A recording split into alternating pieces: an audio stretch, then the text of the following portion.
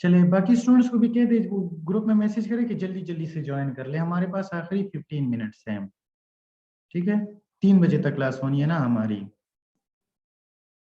चलिए जल्दी जल्दी उन्हें बाकियों को कहें कि जल्दी जल्दी से ज्वाइन कर ले प्लीज।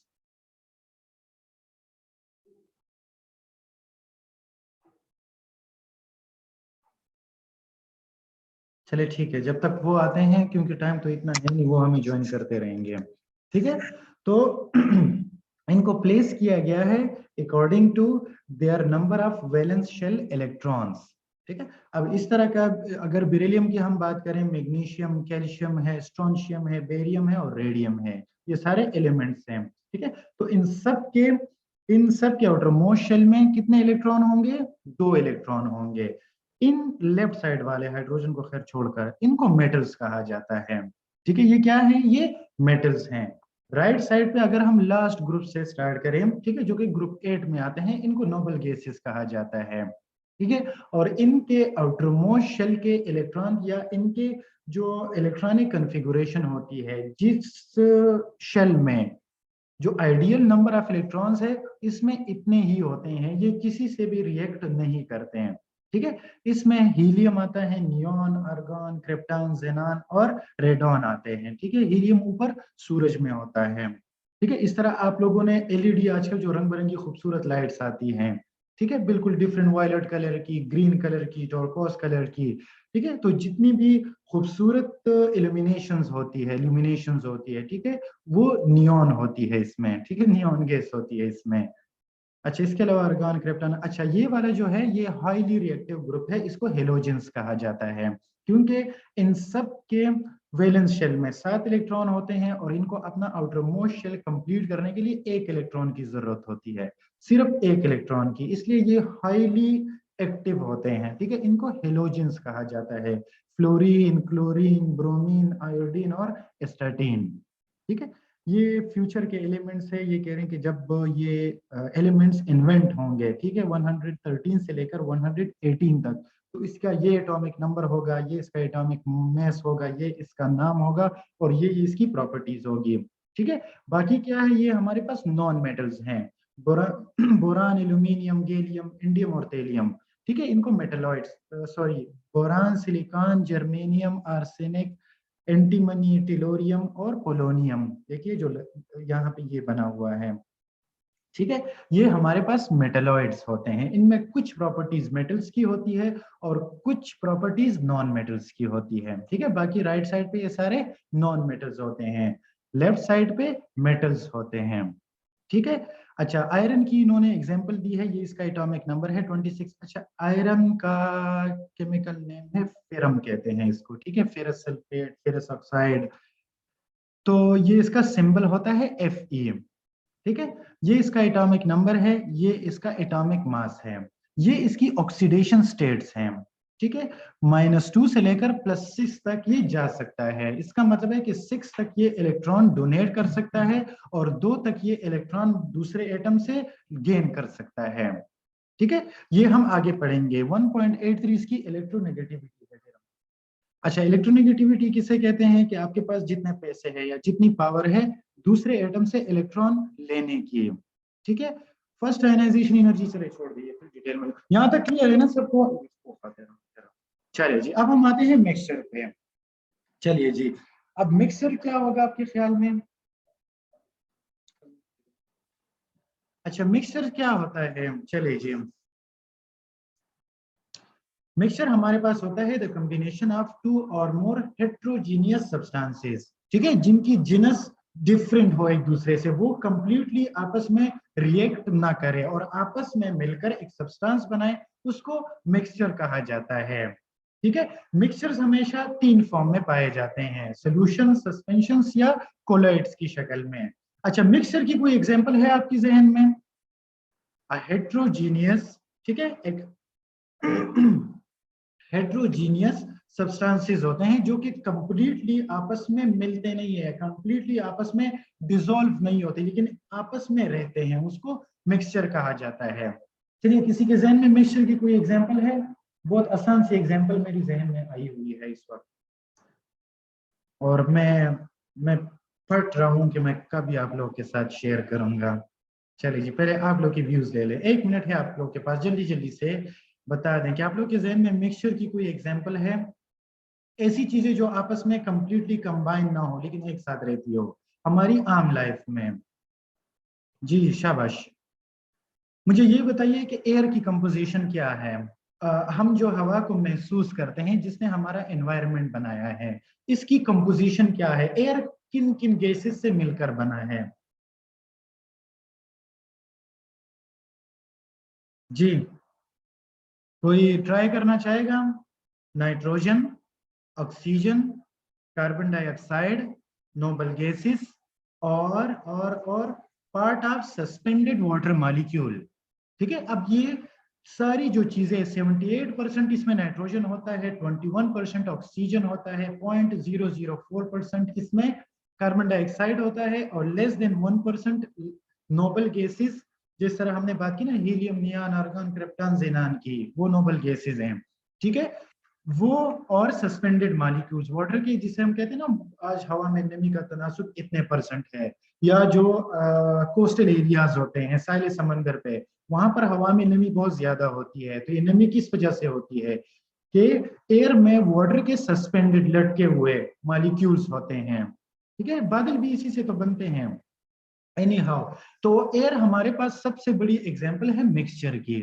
ठीक है, जिसमें हेट्रोजीनियस सब्सटेंसेस आपस में मिले हैं, मिले जरूर हैं लेकिन रिएक्ट इन्होंने नहीं किया है, वरना तो ये तो पता नहीं क्या क्या बना देते हैं।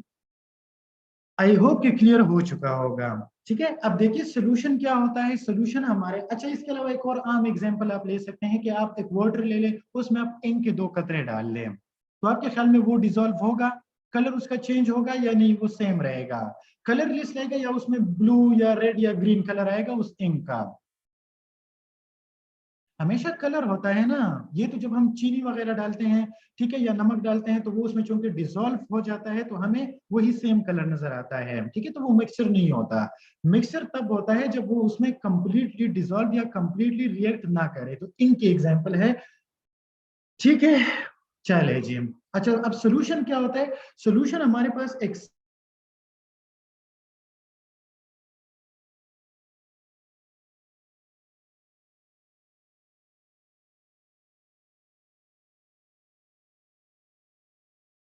चलिए जी, सिग्नल थोड़ा सा अनस्टेबल चल रहा है। आवाज मेरी क्लियर आ रही है और स्क्रीन नजर आ रही है आप सबको।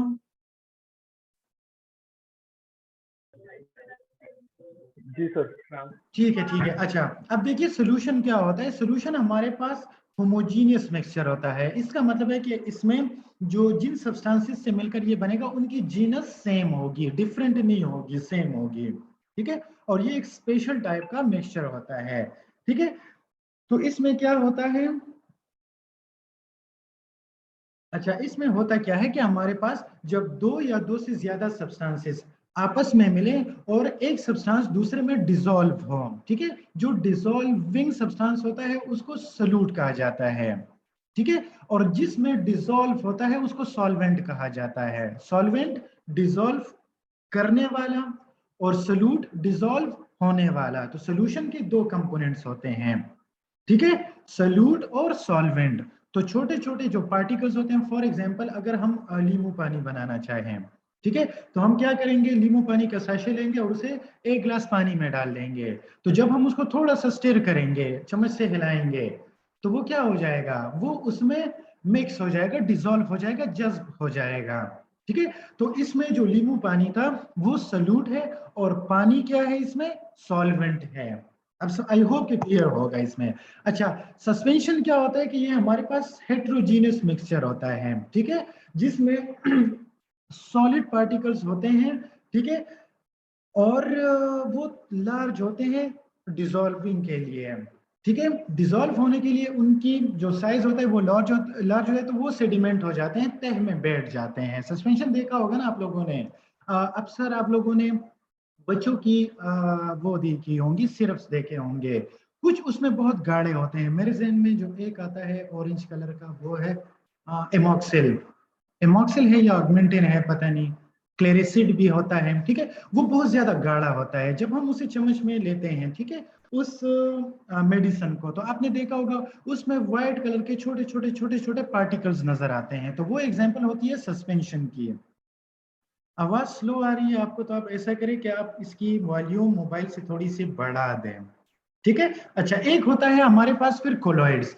कोलॉइड्स भी सस्पेंशन ही होता है, लेकिन नेकेड आई से हमें वो नजर नहीं आता। लेकिन जब हम इस पे इलेक्ट्रॉनिक बीम मारें, ठीक है, लाइट से अगर हम देखें, तो इसमें हमारे पास सल्यूट के मॉलिक्यूल सस्पेंडेड होते हैं, लेकिन वो माइक्रोस्कोपिक होते हैं, नेकेड आई से नजर नहीं आता। ठीक है, आई होप कि आपको क्लियर हो चुका होगा। देखिए यहां से हमने एक आम सी फ्लैश लाइट मारी, सॉल्यूशन में तो सारा सॉल्यूट सॉल्वेंट में डिसॉल्व हो चुका है, ठीक है। कोलॉइड में क्या है, ये चूंकि आम लाइट है, ठीक है, तो आम लाइट से इसमें हमें यहाँ नजर आता है कि कुछ ना कुछ तो मौजूद है, सस्पेंडेड है, लटका हुआ है। अब क्या लटका हुआ है ये पता नहीं चल रहा, जबकि सस्पेंशन में क्लियरली नजर आ रहा है कि सॉल्यूट्स के पार्टिकल सॉलिड में सस्पेंडेड है। चलिए जी, ये हमारा आज के दिन का लास्ट टॉपिक होगा, इसको जल्दी जल्दी से हम कर लेते हैं। अच्छा देखिए, अब आइंस क्या होता है कभी नाम सुना है पहले आइंस? अच्छा मुझे पहले ये बताइए, आप लोग बोर तो नहीं हुए? 5 मिनट है, 5 मिनट में इंशाल्लाह हम इसको कवर कर लेंगे। सिर्फ मुझे ये और नो कह दे, आप लोग अभी तक बोर हुए हैं या नहीं। अगर बोर हुए हैं तो फिर नो सर। ठीक है, चलिए जी, वेरी गुड। वैसे अगर आप लोग ये भी कह देते कि हम बोर हुए हैं, तो मैं आपको यही कहता कि चलिए जब इतना बोर हुए हैं तो 5 मिनट मजीद हो जाए, ठीक है, क्योंकि ये तो हमें करना है, ये पढ़ना तो है हमें। चलिए ठीक है, अब हम आते हैं आयंस और इलेक्ट्रोलाइट्स पे। देखिए मैंने आपको एटम के बारे में बताया था कि नॉर्मल कंडीशन में, ठीक है, एटम हमेशा न्यूट्रल होता है, नंबर ऑफ इलेक्ट्रॉन प्रोटॉन इसमें सेम होते हैं। लेकिन साथ में ये भी एक हकीकत है कि एक एटम इंतहाई अनस्टेबल होता है। अपना वैलेंस शेल कंप्लीट करने के लिए ये हमेशा दूसरे एटम के साथ रिएक्ट करेगा और मॉलिक्यूल बनाएगा, ठीक है। अब वो एटम जो अपना वैलेंस शेल कंप्लीट करने के लिए अपना इलेक्ट्रॉन डोनेट कर ले, ठीक है, तो उस पर क्या आ जाएगा, उस पर एक प्रोटॉन बढ़ जाएगा, क्योंकि नॉर्मल कंडीशन में number of electron proton same होती है, ठीक है। अब जब इसने इलेक्ट्रॉन लॉस कर लिया, तो इसके साथ एक इलेक्ट्रॉन कम हो गया, एक क्या कहते हैं दूसरे को, प्रोटॉन, ठीक है, एक प्रोटॉन इसमें बढ़ गया, प्रोटॉन पे पॉजिटिव चार्ज होता है, ठीक है, तो ये एटम क्या हो जाएगा, पॉजिटिवली चार्ज हो जाएगा। सेम केस जब कोई एटम इलेक्ट्रॉन गेन करता है, तो अब इसमें प्रोटॉन की निस्बत इलेक्ट्रॉन की नंबर बढ़ गई है, तो इस पे नेगेटिव चार्ज आ जाएगा, ठीक है। अब हमारे पास वो एटम्स या ग्रुप ऑफ एटम्स जो यही नेगेटिव या पॉजिटिवली चार्जेस बेयर करते हैं, ऑन करते हैं, इन पे लग जाता है, तो उनको फिर कहते हैं आयंस।